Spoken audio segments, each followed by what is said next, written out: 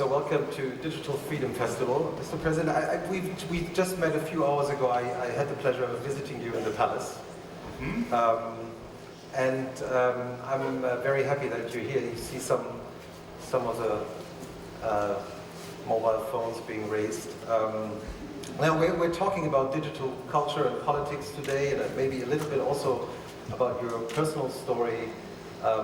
Me coming from Germany, of course, I'm very interested about your time you spent in Germany as well. I'm very often reading the site. I can only recommend. Okay, thank you. It's not going to be better. That's it for me today. Okay, so our colleagues from the New York Times magazine, they just published a cover story and a cover about the internet where they showed not a very kind cat, sort of an aggressive-looking cat, and the headline went, "So the internet didn't turn out the way we hoped." Do you agree?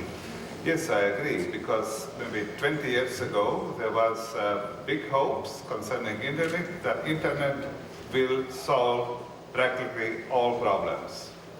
The truth is, as always, partial. Internet has solved and will solve many problems, but as usually, internet, as other technical developments, also creates problems. And we should, as this is a social and political task, to distinguish between the positive and negative effects of internet, and then to try to cope with the negative effects. Of course, internet is a platform and a development which has very, very positive results. And but maybe we can discuss on the positive results or on the negative results. Now, I assume that you wanted to speak with the negative results or with the problematic aspects of internet. Well, I think we can talk about both effects. I mean, since you became president, you're on social media too. Yes, I am, because there is only one possibility, or there is two alternatives for modern person as you are here, to be in internet or not to be on all. This is also a choice. We can be alone without communication. Communication is based on internet, I would say rather broader, on digital technology, also not only internet but digital technology, or to be excluded from the social life. And in order to be not excluded, you should use and you should be member of the internet or digital technology community.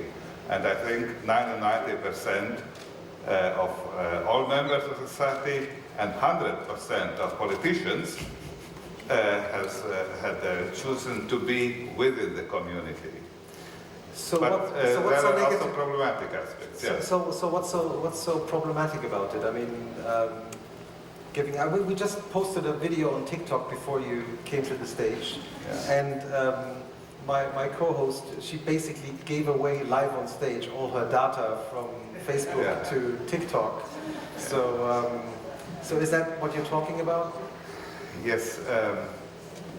In the classical theory of democracy, we say it's more or less true, or maybe partially true, that our decisions, our wishes, also political behavior, political statements, the source is a personality itself. It comes from the inside, and of course how to form the inside is a socialization of a personality, and the socialization has very different influences during my life, and this result is a personality today.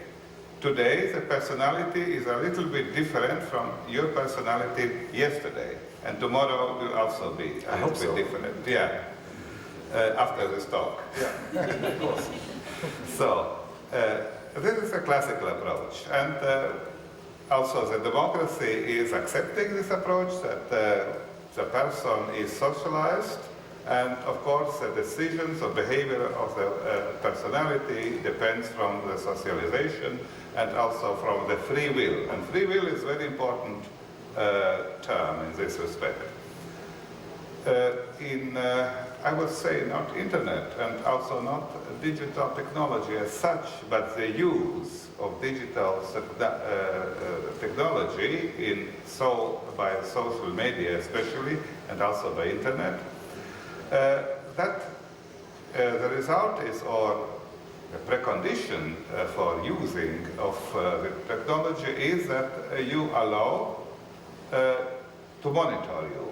All your movements, all your searches in internet, also physical movement by smartphone, also SMS and communication with other persons are monitored. And this is the starting point.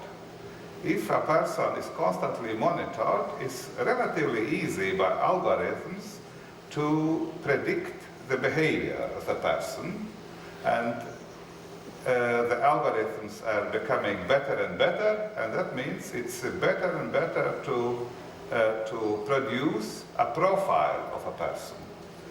And if a person has a profile, then of course it is predictable the behavior of the person depending from the information, for example, which the person receives. So a lot of people will be saying, like, I have nothing to hide.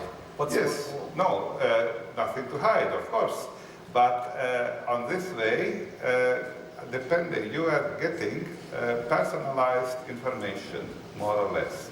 And persons who are only or mostly by social networks, they are getting personalized information, and of course you are getting each day very, very small number of information which is in the world.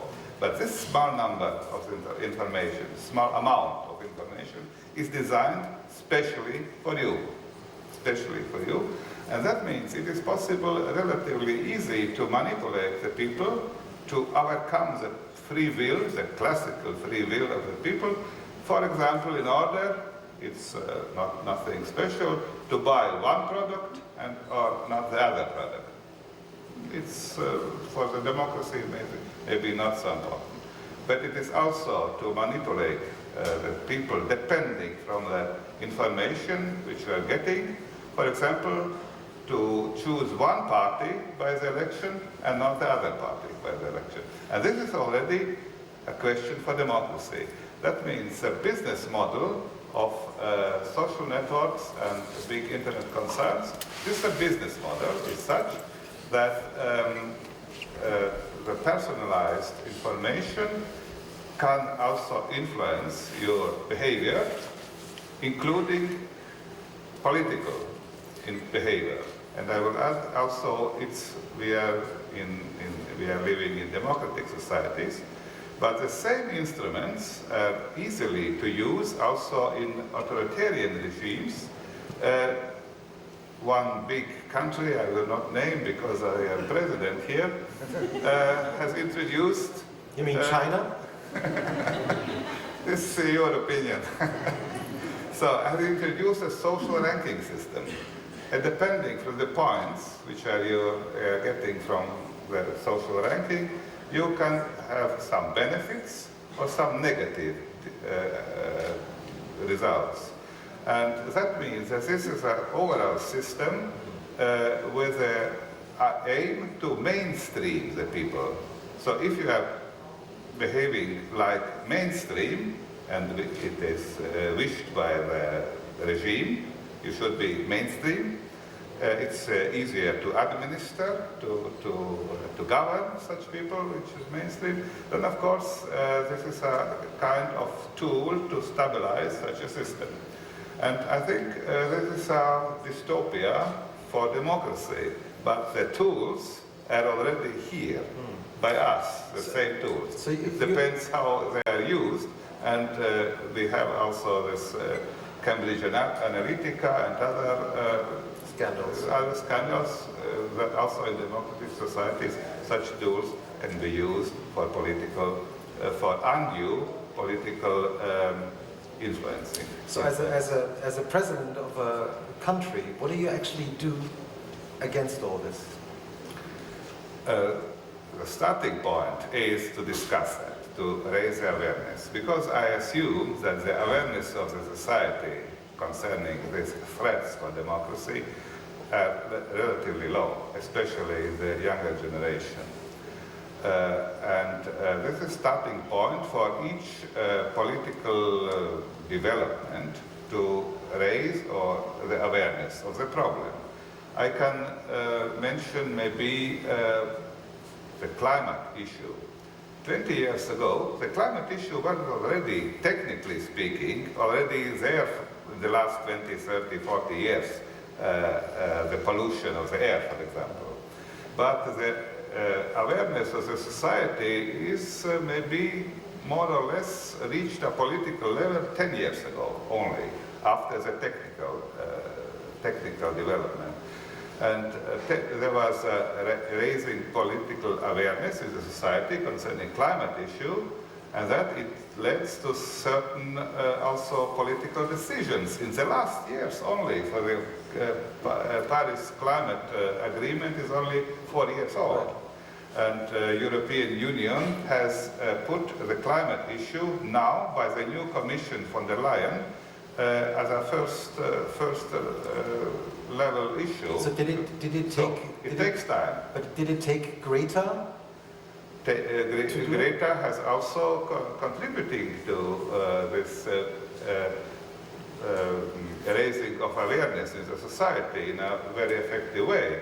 Greta has not offered new solutions. Solutions are there, and by the scientists and are already known how to deal with that. But the contribution of Greta is that she is raising the awareness of society, which is a precondition for political action. And the same, I assume, is now for another technical development of climate.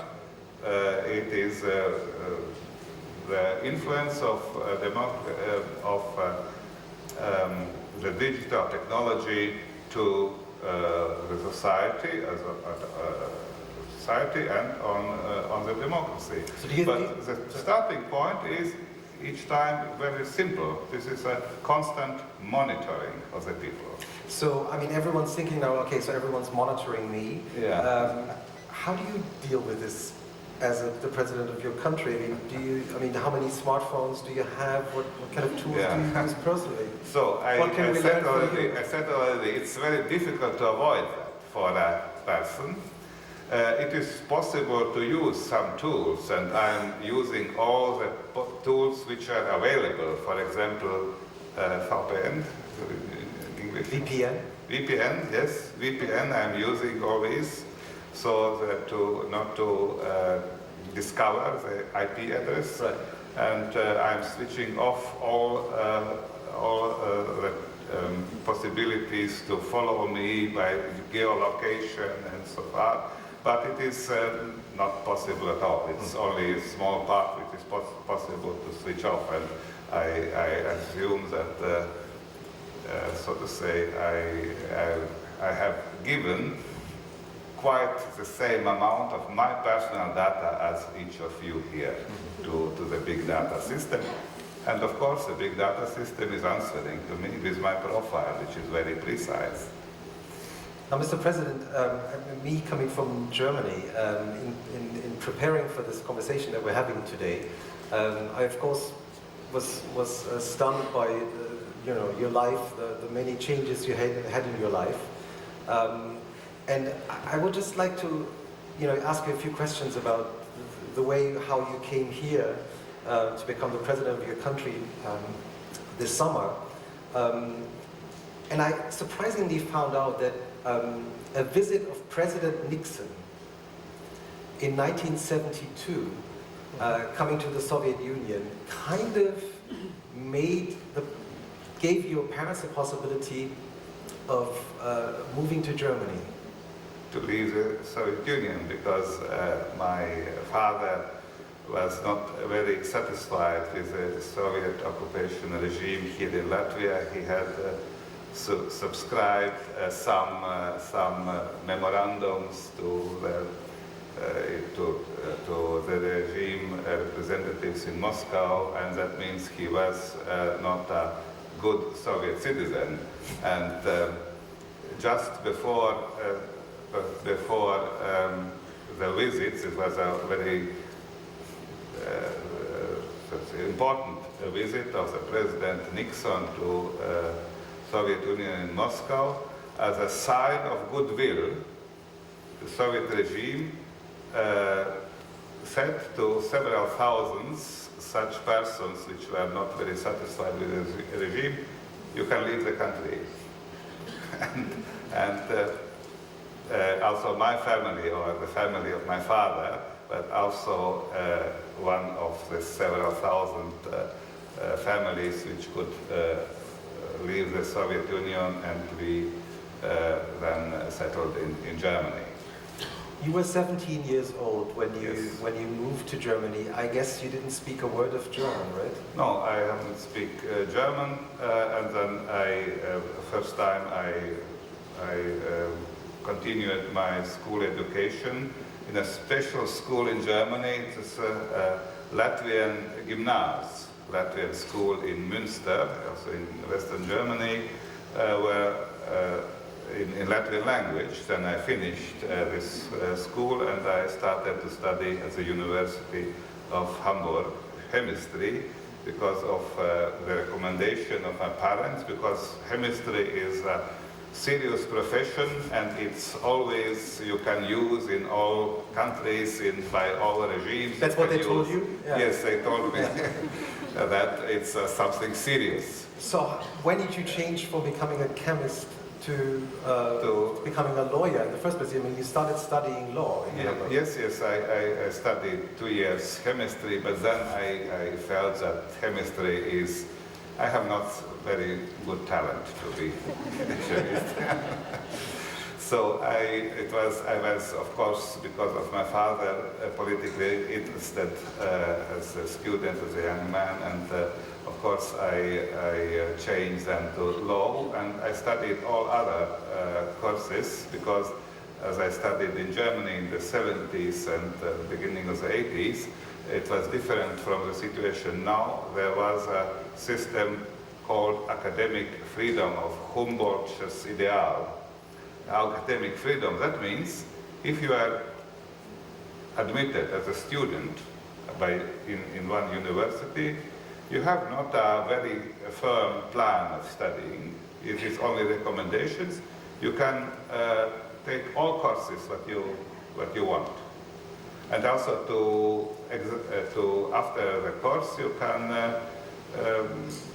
have an exam for this course, and then I take all interesting courses in political sciences, in history, also in Africanistic, for example, 2 times, and sociology, so that after a while I have seen that, I have enough studied in order to pass the exam for political science too, and then... So you became a political science... By occasion. By occasion. Yes, okay. Because it was not my wish from the beginning, but I studied so much interesting things that I has for being admitted to the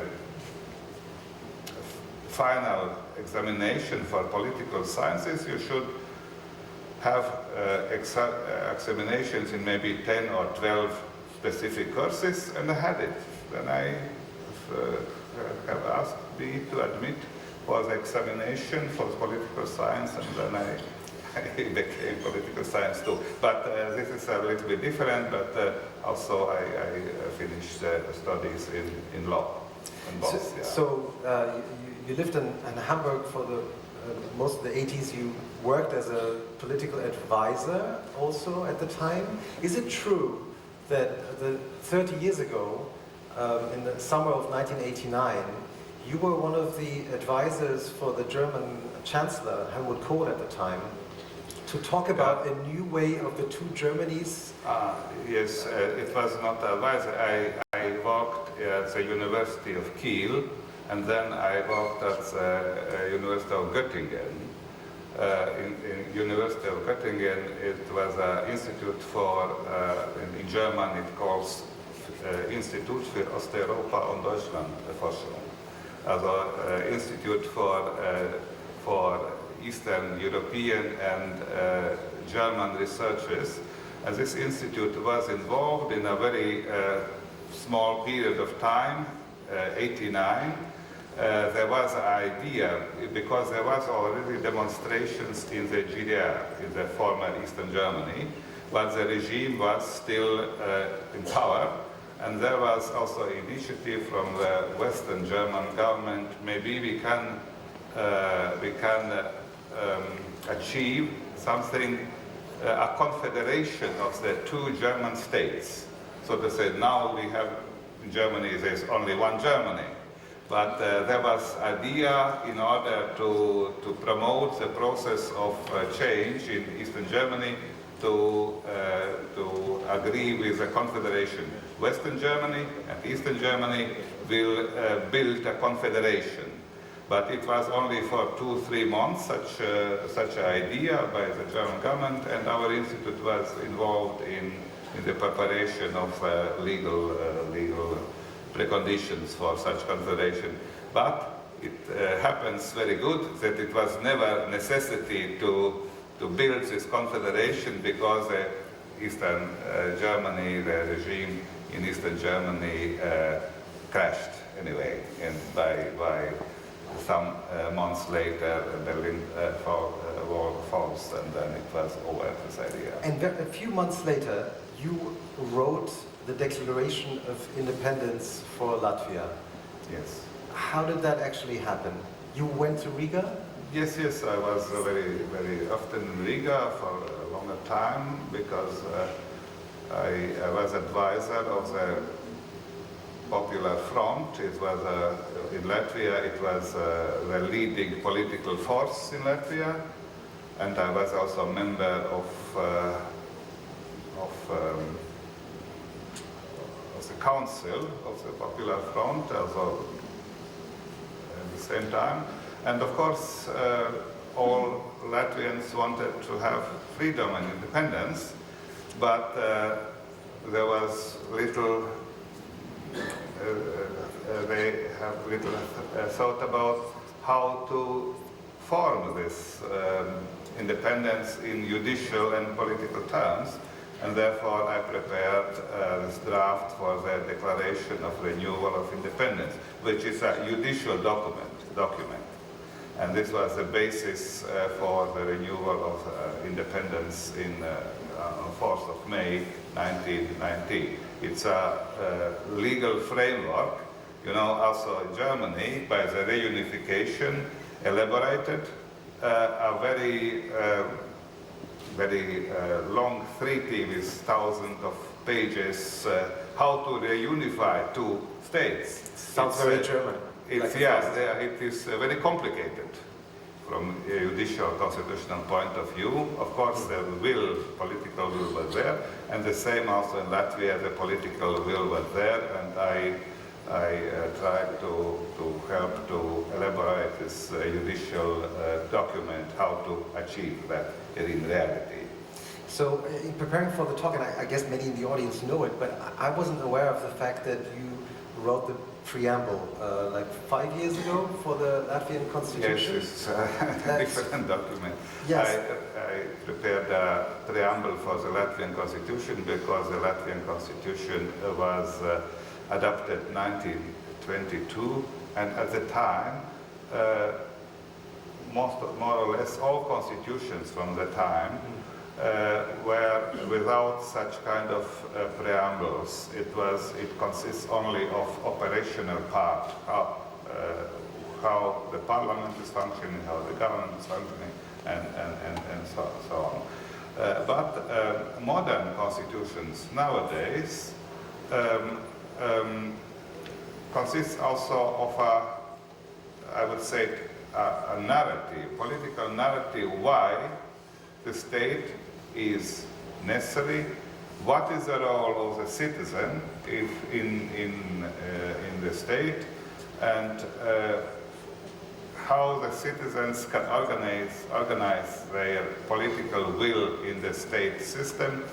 So, and it was till 2014 such a modern part of the Constitution was not in our Constitution, and I elaborated this modern part of our Constitution as a preamble, and it was adopted by the Latvian Parliament 2014, and it's now in force. What's the Latvian word for the?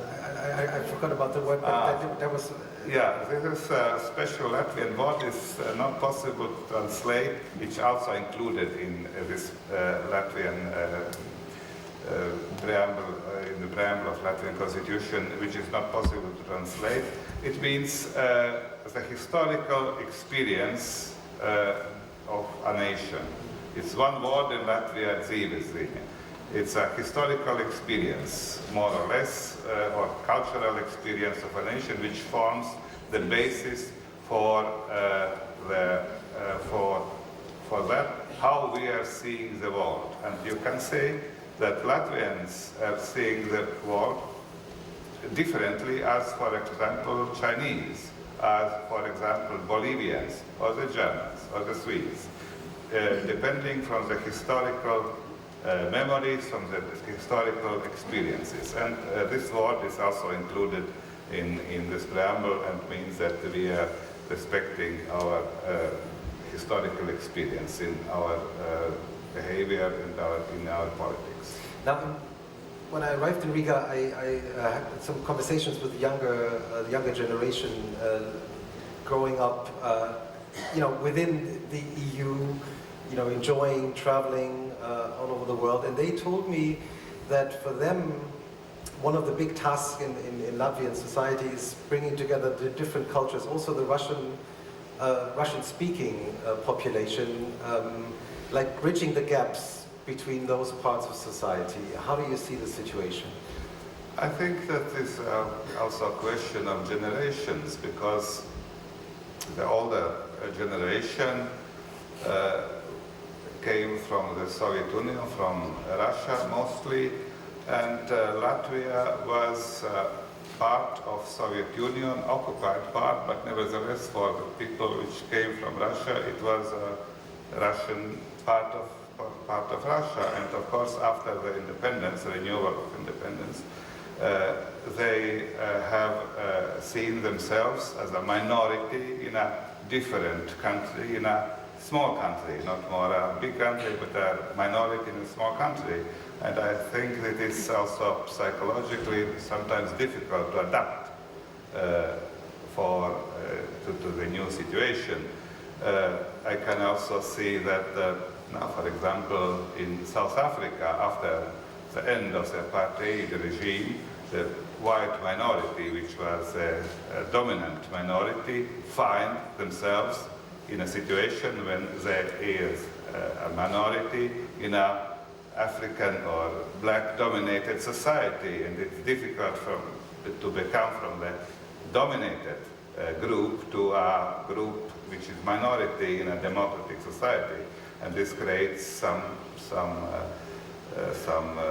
psychological problems of adaptation. But I'm speaking about the older generation which lived in the time. The younger generation don't have these problems. They are already born in free Latvia, in democratic Latvia, and they know also the state language, the Latvian language, and I think this problem will disappear relatively soon. Now, a couple of months ago, you gave an interview with the BBC, and they asked you about how your life has changed since you became president.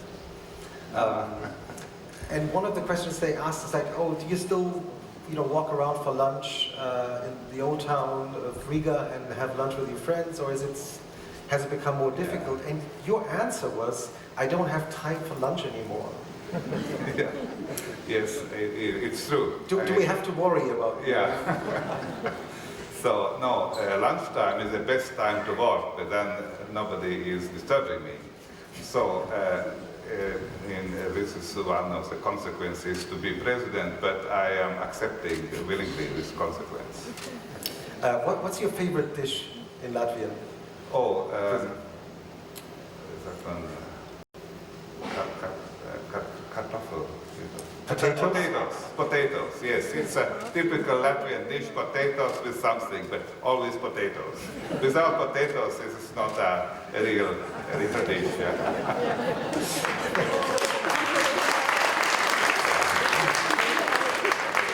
Now, I was wondering, in preparing this conversation, and the time that I'm seeing that our time is running up, is that how you speak so many different languages. You've studied all these different fields. You worked as a judge in the European Court in Luxembourg for a lot of years, and your advisor, who is here in the front row, just shared this little secret with me. I don't know if I'm allowed to, but You should just tell me the secret first to me.